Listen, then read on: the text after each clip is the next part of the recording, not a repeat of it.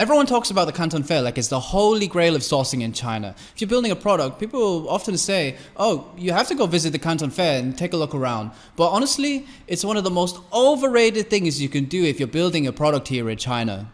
Here's what usually happens. Someone flies to China for the first time, they're excited, they're ready to build their product, they have concepts, drawings, all kinds of things, and then they go to the Canton Fair and they meet hundreds of so-called factories, collect so many business cards, samples, all kinds of things, and then at the end of the week they go home and they think that they made a lot of progress on their project. But when they get back, they eventually realize they actually don't have a proper supplier to work with at all. They might have met thousands of people and added loads of contacts, but maybe they don't even realize who makes what, which of these suppliers are actually traders, and the conversations they had were just really basic. They never went into the real key details about their product. The truth is, most of the companies that you meet at Canton Fair, they aren't actually factories. They're trading companies, and they're going to lie directly to your face about it. So you can spend a whole week walking around the fair, talking to people without even realize that you're mostly talking to middlemen. And of course, you can ask them about it. As people nowadays, they know, oh, you're supposed to ask, are you a trader or are you a factory? 100% of the time. Of course, they're going to say, yeah, we're the factory. They lie about it because if they say they're a trader and be honest, then of course they're going to lose the business.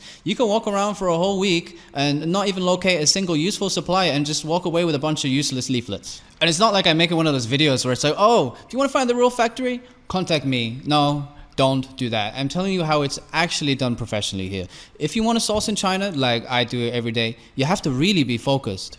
You need to know exactly what kind of product you're looking for, what materials, what specification, and what your target price point is. The Canton Fair is full of distractions, and that can actually be a big problem. You're going to see thousands of products, get new ideas, and see shiny things, but you might end up changing your mind every 10 minutes. You might go in there thinking you want to make a premium water bottle, but then an hour later you're looking at kitchen products or something like that. And that's the biggest trap, lack of focus. But if you are going to go to Canton Fair this year for the first time, let me give you some advice. Be at step 2 by the time you arrive, not step 1.